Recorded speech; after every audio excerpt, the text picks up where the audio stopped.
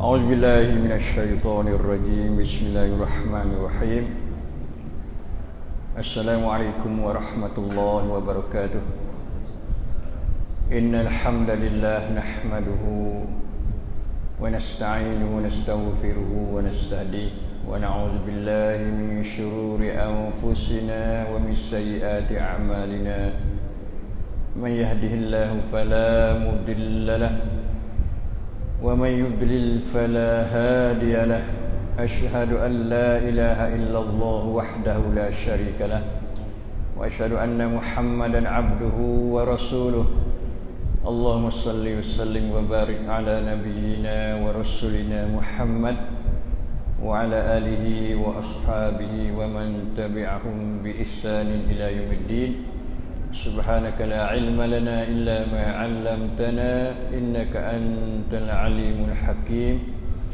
اللهم علمنا ما جهلنا وانفعنا ما علمتنا اللهم إنا نسألك علما نافعا ورزقا طيبا وعملا متقبلا برحمتك يا أرحم الراحمين اللهم عافنا من كل بلاء الدنيا وعذاب الآخرة اللهم إنا نسألك العفو والعافية في الدنيا والآخرة ربنا لا تزغ قلوبنا بعد إذ هديتنا وهب لنا من لدنك رحمة إنك أنت الوهاب ربنا آتنا في الدنيا حسنة وفي الآخرة حسنة وقنا عذاب النار أما بعد Alhamdulillah, syukur kita pada Allah Subhanahu wa taala yang kita dapat ikuti pengajian majlis ilmi kita dua pusingan atau dua pelajaran, tiga pelajaran. Satu kita belajar tafsir, yang kedua belajar syaitan,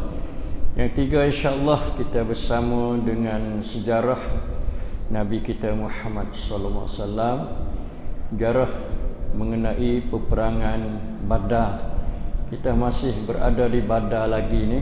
Nah, kerana kita pandai katanya perang Badar suatu peperangan yang sangat banyak memberi pengajaran kepada kita umat Islam dan banyak sangkut paut dengan hukum hakam dan ajaran-ajaran Allah Subhanahu wa taala dan Rasulnya sallallahu alaihi wasallam. Pertama hari ni kita nak bicara masalah harta rampasan perang Badar.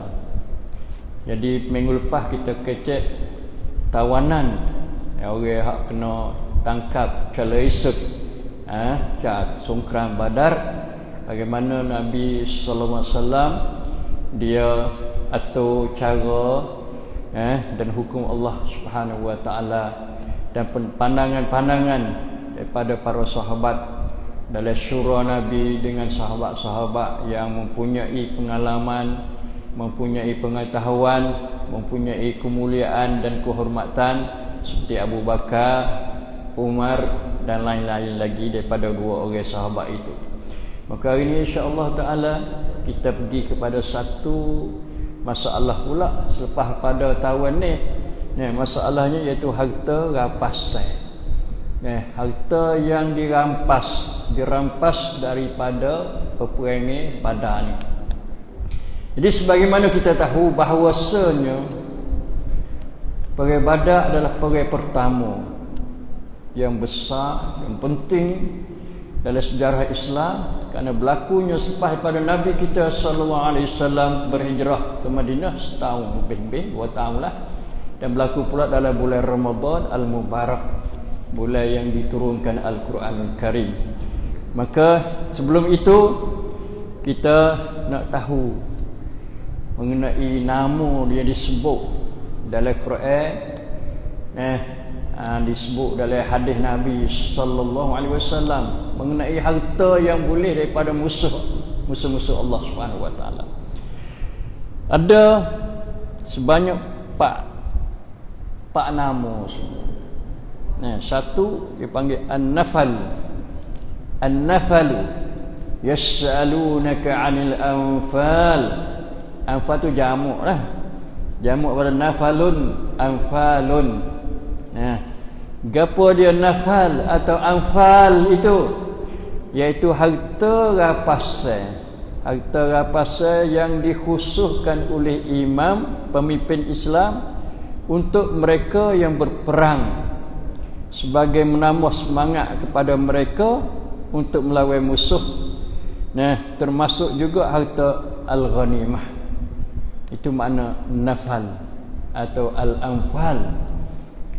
Satu jenis, satu praktek songkram. Harta pasal yang mana bila boleh harta tu seorang pemimpin, imam lah. Kalau masa Nabi lah sallallahu alaihi wasallam, dia khusus kepada orang berperang. Perang ya maqasid dia apa sini, tujuan dia iaitu supaya nak nambah semangat dalam perjuangan mereka melawan musuh, pertahankan Islam dan umat Islam. Dia khusus untuk mereka itu. Itu makna nafal dia panggil al-anfal. Yang kedua al-ghanimah. Al-ghanimah yang sebut dalam Al-Quran, dalam ayat suratul Anfal juga, iaitu in wa'lamu annama ghanintum min syai' fa inna lillahi khumusuhu walirrasul walizil qurba wal yatama wal masakin wa ibnis sabil in kuntum amantum billah. Dalam surah Al-Anfal, ayat yang ke-41, tak silap ayat 41, disebut ghanimtum.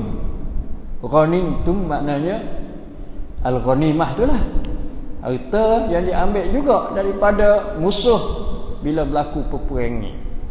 Apa bezanya al-ghanimah?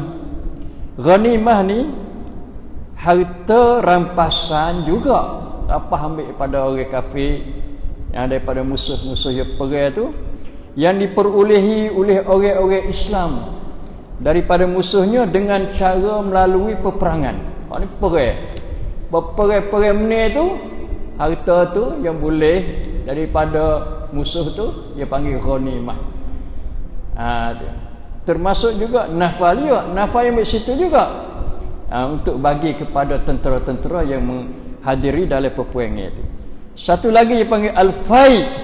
Al-fai, ma'afa Allah, sebut dalam surah Al-Quran juga, iaitu harta rampasan yang diperolehi oleh orang Islam daripada musuhnya dengan tidak berlaku peperangan.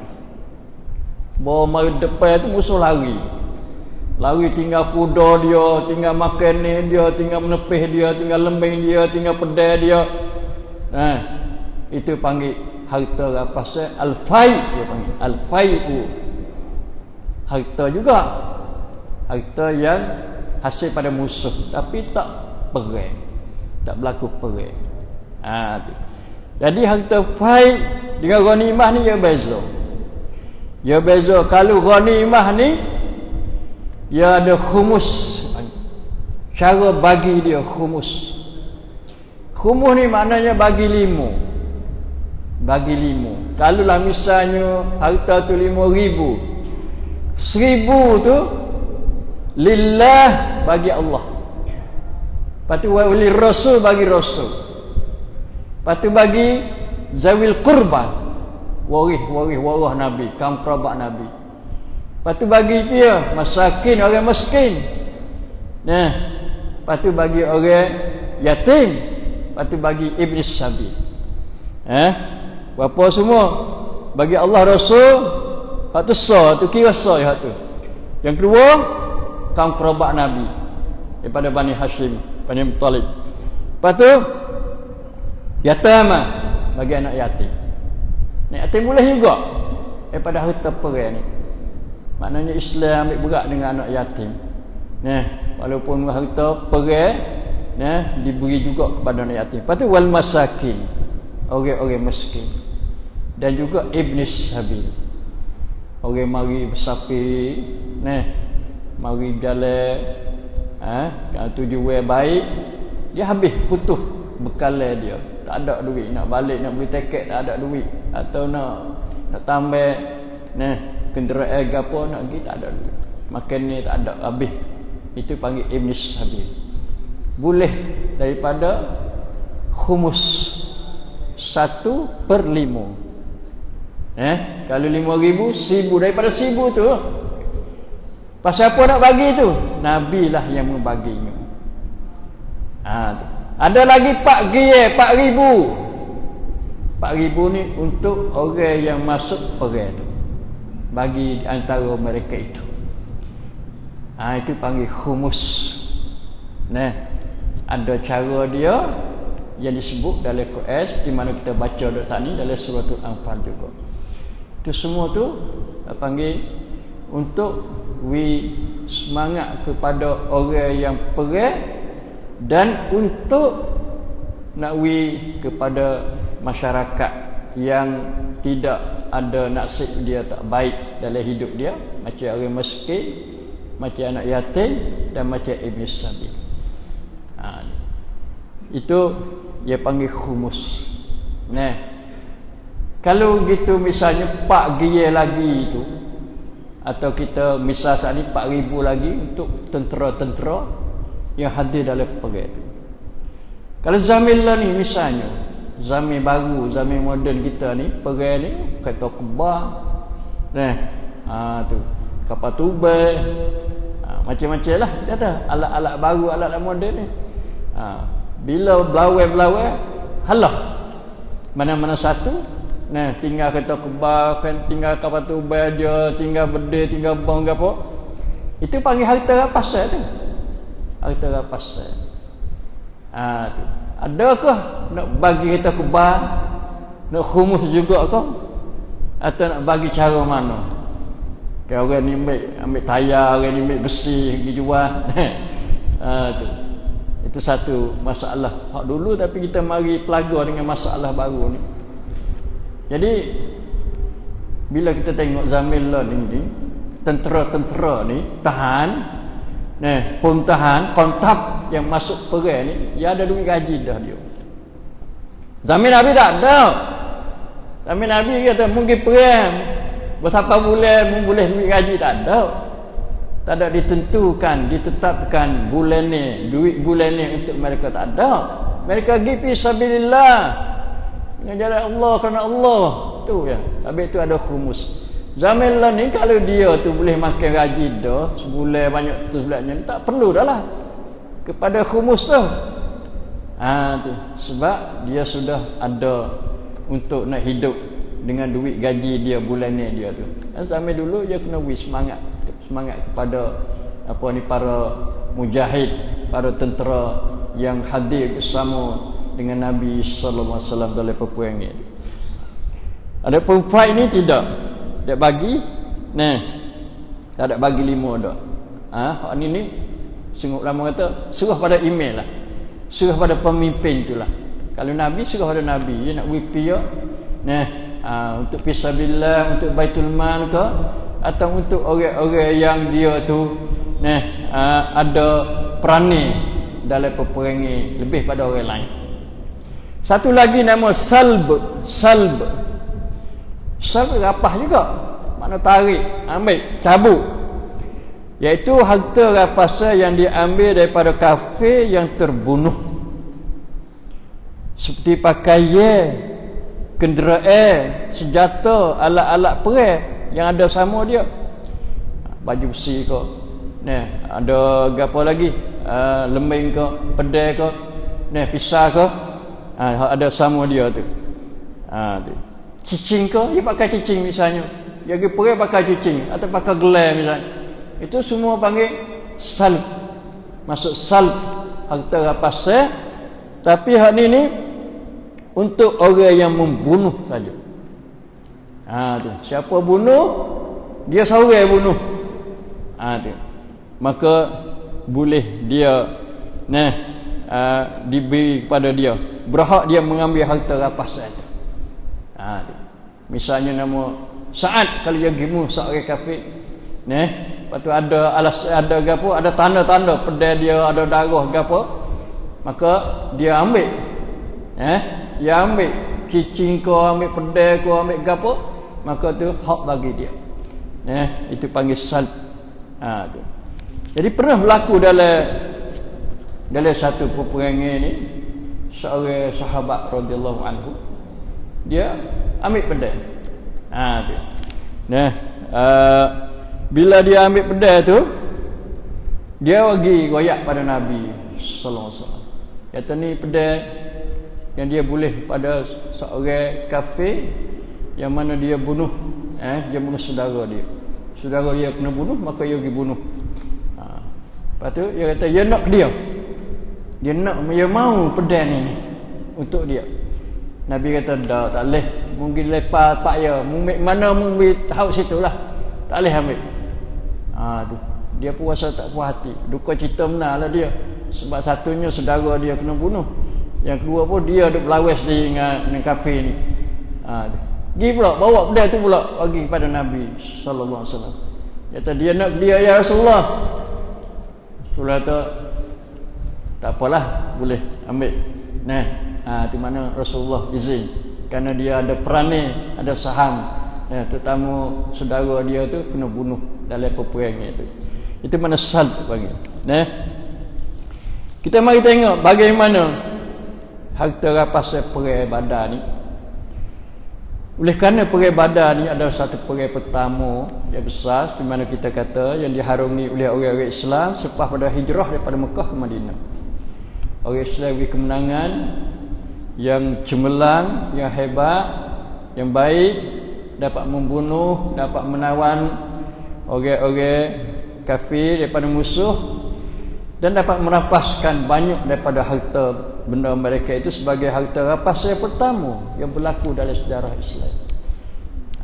Cara perang lah. Cara tak perang itu ada dah belum tu dipanggil syariah. Syariah ni pun satu harta juga. Tapi hari ini panggil secara berdepak, berlawan, bertempur dan di medan perang. Lalu tu jadi satu masalah. Masalahnya lagu mana ni? Masalah hak pia ni. Jadi sebab pada masa tu hukum dan cara bagi tak ada lagi. Tak ada sebut lagi oleh wahyu Allah Subhanahu Wa Taala, tak ada turun lagi. Jadi Islam ni nanti turun wahyu. Gapo-gapo kadang-kadang orang tanya Nabi apa hukumnya. Nabi tak jawablah kerana belum lagi turun wahyu kepada Allah Subhanahu Wa Taala. Satu ceritanya masa dulu masa hijrah tu, Nabi sallallahu alaihi wasallam dia suruh seorang sahabat pergi ke Mekah. Pergi ambil orang-orang lemah, orang tua, budak-budak wari ke Madinah ni. Ya atas utusan dia. Bila sampai Mekah, dia temu seorang perempuan kafir yang dulu dia duk kasih buat tu. Perempuan kafir tu. Perempuan tu pun minta nak menikah dengan dia. Dia kafir. Al-Mursid ni ya sahabat ni dia Islam dah. Lepas tu dia nak jawab tak boleh. Kita dua ni boleh menikah ke tak? Sebab apa? Sebab dia mau kafir. Saya ni telah jadi Islam dah beriman. Tak apa kata nanti saya balik ke Madinah dulu. Balik Madinah nak tanya Nabi sallallahu alaihi wasallam. Tanya Nabi, apa hukum orang Islam nikah dengan orang kafir? Nabi tak jawab. Sebab wahyu tak turun lagi. Lepas tu baru turun wahyu. Ayat apa? Wala amanatun mu'minatun khairum min musyrikah. Orang jadi hamba tapi dia beriman lebih baik daripada orang tak ada hamba yang syirik, kufur. Baru tu ayat katanya tak boleh nak menikah. Orang lelaki Islam dengan orang perempuan yang masih kafir lagi. Tu kena dia masuk Islam dulu baru boleh nikah. Itu nak ayat kata kena tunggu wahyu dulu. Hukum untuk nak menetapkan satu-satu hukum adalah siapa dia? Allah Subhanahu Wa Taala. Nabi ni nanti menjelaskan. Nabi nanti menghuraikan akan hukum-hukum yang diturun oleh Allah Subhanahu Wa Taala. Bila begitu menyebabkan berlaku pendapat perbezaan pendapat. Orang ni kata gitu, ni kata gini. Kerana tak ada lagi. Nah, dia bahas saja. Tak ada keputusan daripada Allah Subhanahu Wa Taala. Maka timbul pertanyaannya, lalu Allah Subhanahu Wa Taala turun ayat. Ayat yang pertama daripada surah Al-Anfal. Nama dia Al-Anfal dah tu, iaitu harta-harta rampasan perang. Yas'alunaka 'anil anfal qulil anfalu lillahi war rasul fattaqullaha wa aslihu dzata bainikum wa ati'ullaha wa rasulahu in kuntum mu'minin. Ayat pertama mula-mula sekali kecek Anfal dalam surah dalam perang Badar. Ini surah Anfal dah. Maksud dia mereka bertanya padamu, iaitu sahabat-sahabatlah, wahai Muhammad, mengenai harta rampasan perang. Katakanlah harta rampasan perang itu terserah bagi Allah dan bagi Rasulnya sallallahu alaihi wasallam untuk menentukan pembahagiannya. Serah pada Allah. Allah nak bagi lagu mana, maka dia lebih tahu, lebih ada maslahat kepada umat dia, kepada hamba dia. Nah, oleh itu bertakwalah kamu kepada Allah dan perbaikkanlah keadaan perhubungannya di antara kamu. Dia balas jugalah. Dia tingkai juga. Nah, berhubungan dengan masalah harta rampasan ni. Tu. Orang ni nak dia, orang ni nak dia. Tu.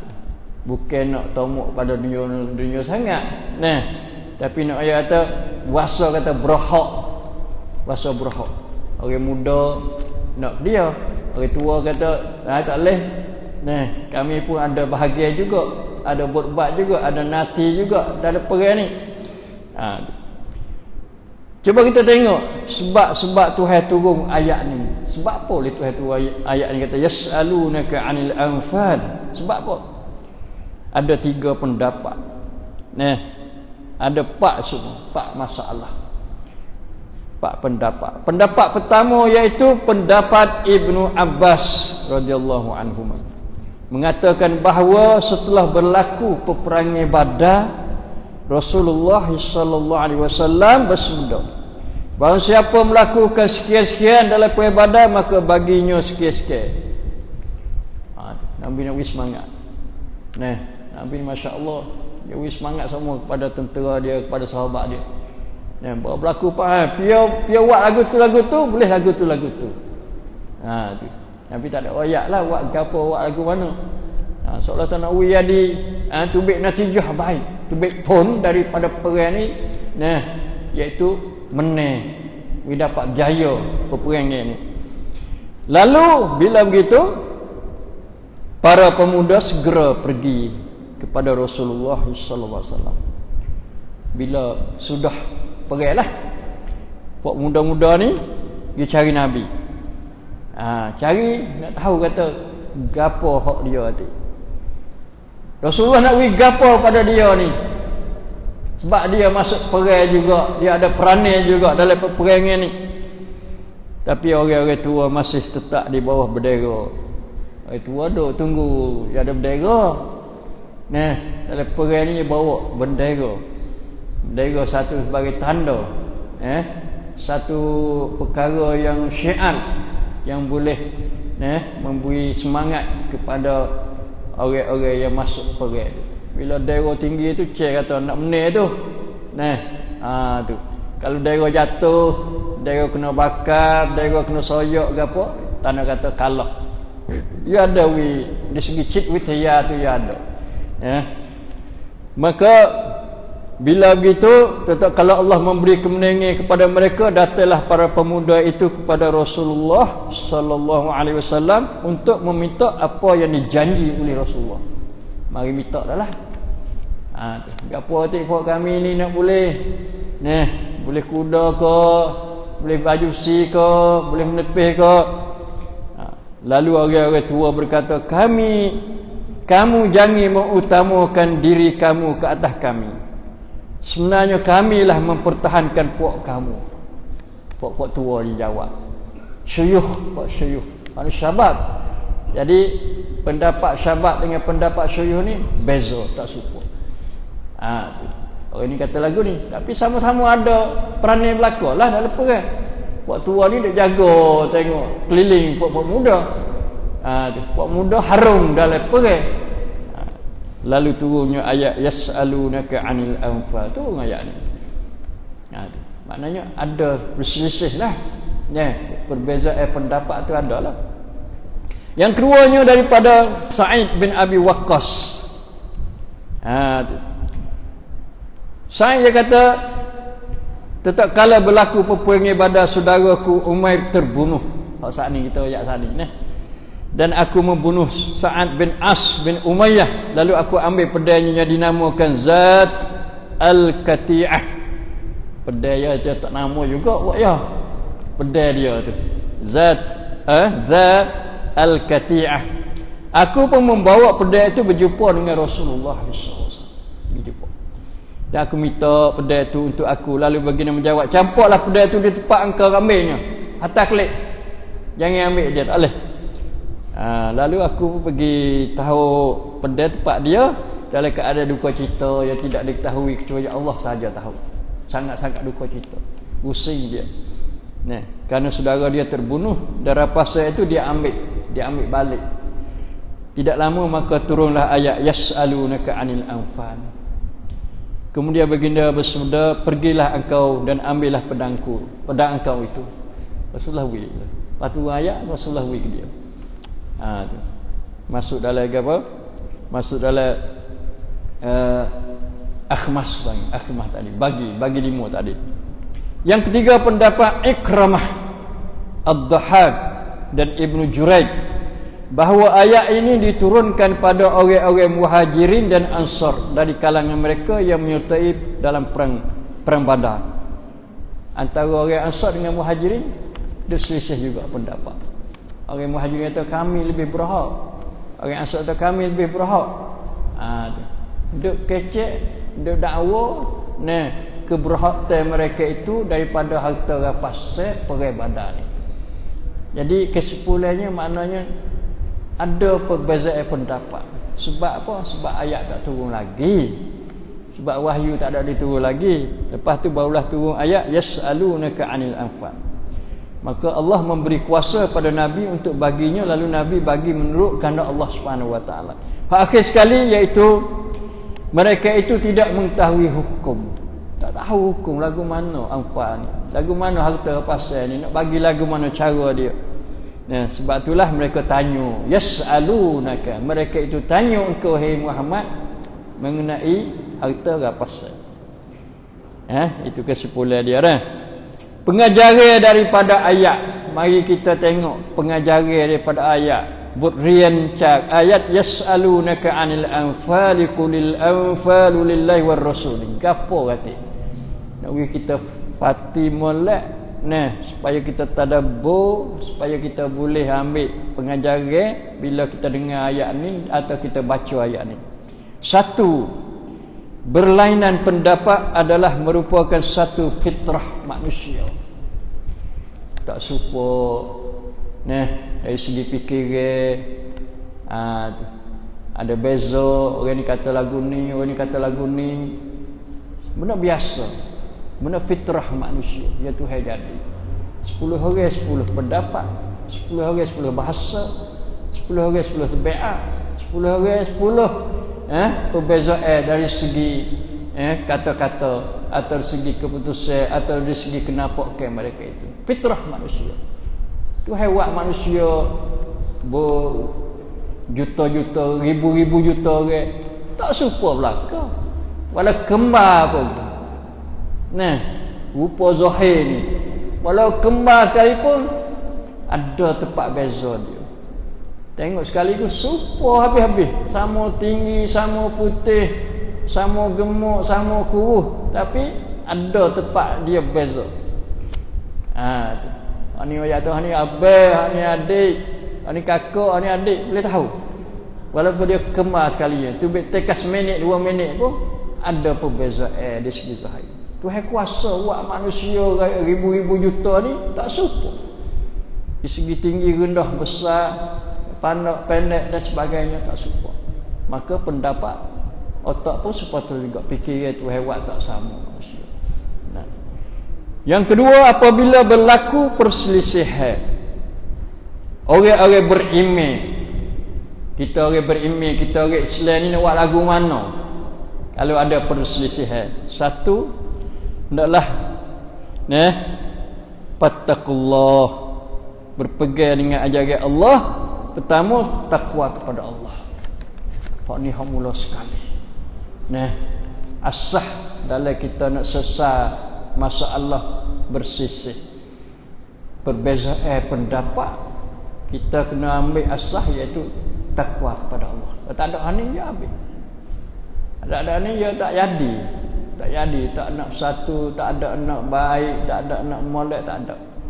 Sebab dia luput asah pertama, tunjang pertama dan penyelesaian masalah. Yang keduanya, mengislahkan antara mereka yang berselisih. Kena ada islah. Wa aslihu zata bainikum. Kalau lepas gitu tak ada islah tak jadi. Nak islah baik bagi. Clear masalah. Hak ni islah ya kena orang tiga lah. Tu kerana islah dua orang, dua puak duk balah je tak jadi. Jadi kacih hak dia tu. Tu dia nak meneh dia tu, dia kena cari orang ketiga. Orang yang lebih adil, orang yang tidak masuk pihak mana-mana. Mari islah zata bainikum. Hak ni pentingnya. Penting hak ni. Sebab apa? Kalau kita tengok ayat fattaqullaha wa aslihu dzata bainikum wa ati'u Allah wa rasulah. Wa ati'u Allah wa rasulah, mari lepas daripada wa aslihu dzata bainikum. Padahal taat pada Allah dan Rasul penting, tapi islah tu lebih penting lagi. Ni dia panggil kata apa? Fikul awwaliyat panggil. Fiqh atau hukum, kita kena mendahului yang lebih penting atas yang penting. Atas yang penting. Sebenarnya taat pada Allah Rasul ni pentinglah kita kata. Bila taat kepada Allah Rasul habislah, tapi Allah Subhanahu wa taala dia suruh aslihu dzata bainikum dulu. Baru suruh taat kepada dia dan taat kepada Rasul. Tanda kata islah adalah suatu perkara yang penting dan sangat penting dalam nak menyelesaikan perselisihan dan perbezaan pendapat di antara manusia. Jadi perkara satu, takwa pada Allah, dua islah, yang tiga taat kepada Allah, yang empat taat pada Rasul. Lepas tu hak asah pada tu lagi iaitu iman, in kuntum mu'minin. Tu asah dulu tu. Tak ada hal tu, tak ada hal lain habis, lucu habis hal lain. Itu pengajaran daripada hadis, daripada ayat yang kita baca tadi. Jadi harta rapasan ni belum pada belum pada Nabi kita Muhammad sallallahu alaihi wasallam tak boleh haram. Siapa ambil harta rapasan, maka dia akan dibalas seksa oleh Allah Subhanahu wa taala. Satu harta yang dijaga, ia ada hormati. Tapi bahasa apa zaman Nabi royak kata aku diberi 5 perkara. Itu khamsan, aku diberi 5 perkara. Dari 5 perkara ni Nabi sebut, katanya dihalalkan bagi aku ghanimah, harta rapasan. Jadi boleh ambil, boleh bagi dan jadi halal. Tapi jangan dia ambil dulu. Kalau ambil dulu dia panggil gulul. Gulul mana khianat. Ada juga orang sudah pergi bersiap ya ambil boleh kocek ke, kalau boleh cicing boleh pakai di jari dia ke, itu panggil khianat. Tu wa man yaghlul ya'ti bima ghalla, dia akan bawa hak dia tipu, khianat, ambil dulu harta pasal untuk dia, maka dia akan datang pada kiamat dengan macam-macam balasan Allah Subhanahu wa taala. Itulah lebih kurang hari ni yang kita dapat belajar berkenaan dengan harta rampasan Badar. Dan Nabi pun bagilah mengikut apa yang dikehendaki oleh Allah Subhanahu wa taala. Qadani saja aku qauli hadza wa sallallahu alaihi wasallam wa ufawwidu amri ilallah innallaha basirun bil ibad. Wassallallahu ala nabiyyina Muhammad wa ala alihi wasallam. Assalamualaikum warahmatullahi wabarakatuh.